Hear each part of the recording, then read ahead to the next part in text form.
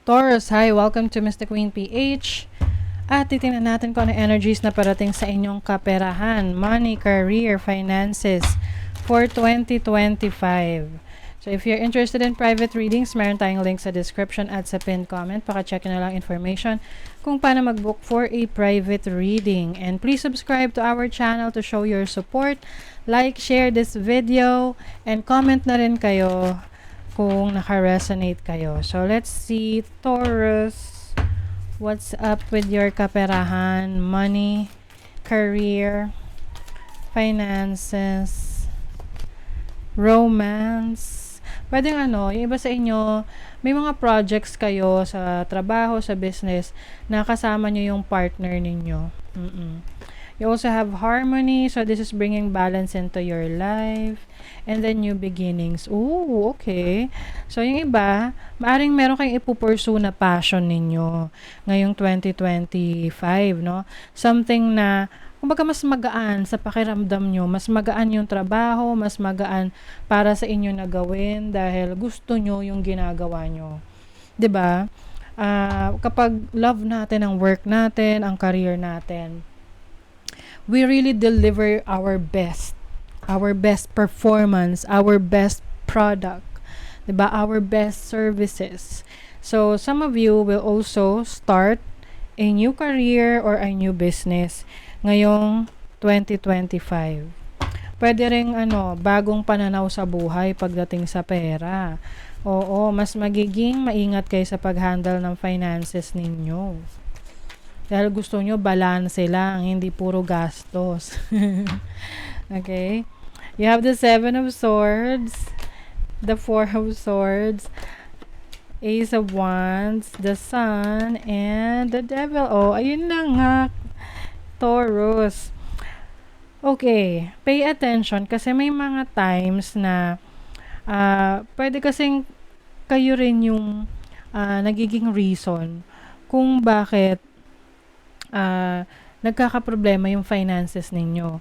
Pwede kasing may miscalculation, pwede kasing may mga bad decisions kayo na hindi nyo pinag-iisipan. So, with the 4 of Swords, you really need to think it through.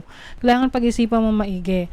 And pay attention din sa mga tao na mag-o-offer sa'yo ng business opportunities, mga investments. Kasi minsan, diba, sabi nga, naghangad ng kagitna, isang salop ang nawala. Parang ganon. Yung, it's about greed, no? Yung tipong, gusto mo pang malaking makuha. Ang ending, lalong lahat na wala sa'yo. 'Di ba? So, example, yung mga trading, no? Sa stock market, sa Bitcoin, sa cryptocurrency, na you are kind of greedy, gusto mo pang i-push hanggang sa bumaba yung value. So, instead na may mahakot ka, mas lesser pa, 'di ba? Oo. So, pay attention to that. Yung mga mag-ingat rin sa mga unsolicited advice or yung tipong may nangingialam sa mga decision mo pagdating sa pera, sa trabaho mo, sa finances mo. Make sure na ikaw mismo yung may control of your decisions. I see a new beginning here.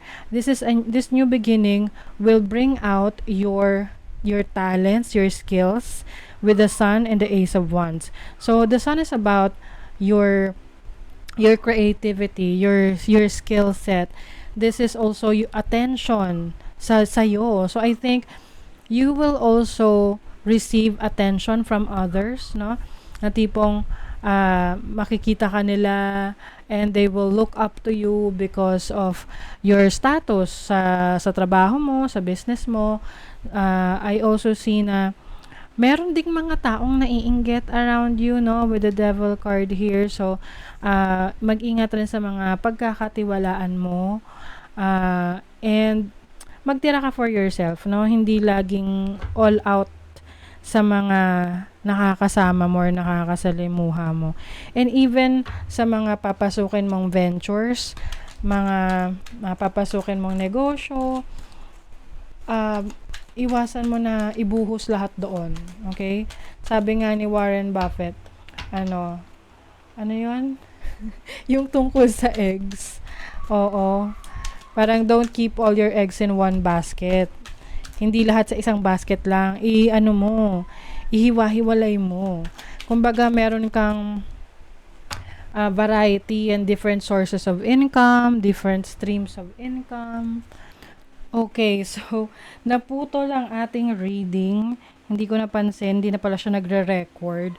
So anyway, meron ditong emerald. So this is about healing. You are healing your finances, healing any issues mo pagdating sa trabaho mo. Kung ikaw ay nagkaroon ng mga experiences na nakaka-stress sa trabaho, so you're healing from that.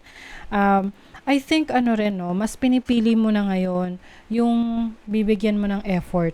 So kung yung trabaho mo ngayon ay parang hindi nila dine-deserve yung trabaho mo or yung efforts mo, pwedeng meron kang susubukang bagong opportunities. You may be leaving that career path, that business.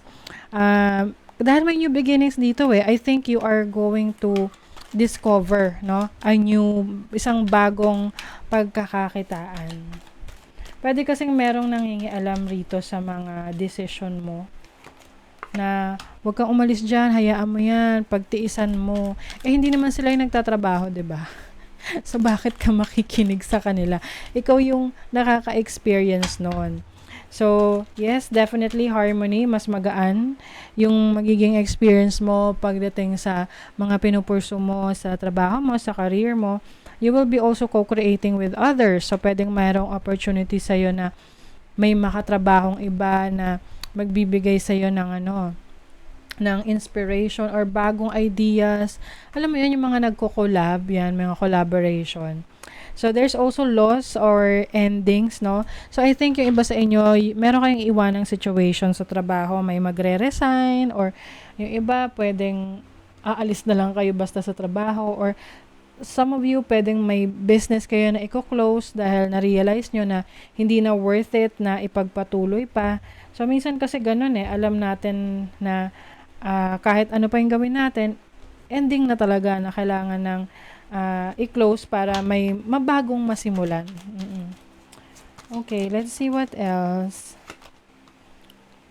New growth and potential is on the horizon. Reach out and embrace it. So, meron daw growth, pag-unlad para sa inyo. May bagong potential. So, pwedeng ito ay part ng mga madidiscover nyo about yourself, yung mga talento nyo, abilities nyo, skill set nyo, or pwedeng yung nakita nyong idea online and then na-realize mo na, uy, interesting yun So, there's new growth for you.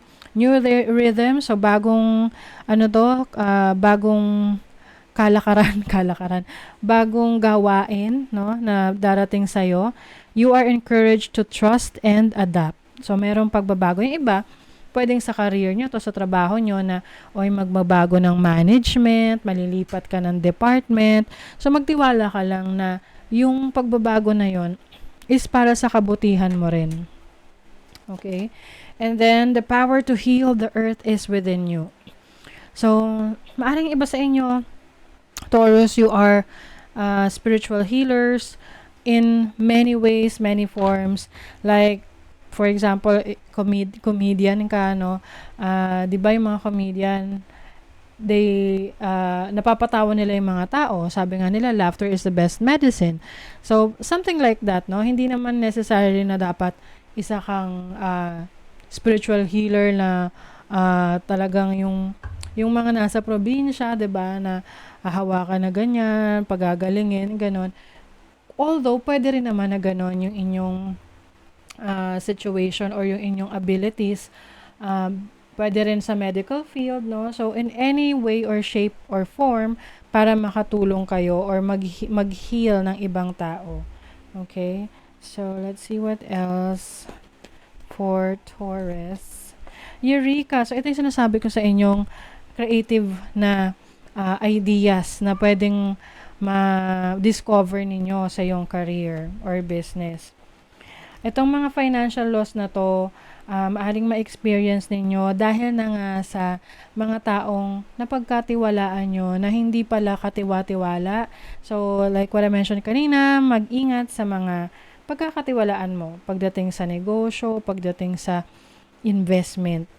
And yes, you also have the opportunity na maging boss and to be your own boss, na ikaw yung may sarili kang negosyo, may sarili kang trabaho na ikaw yung nagmamanage, no? Self-employed.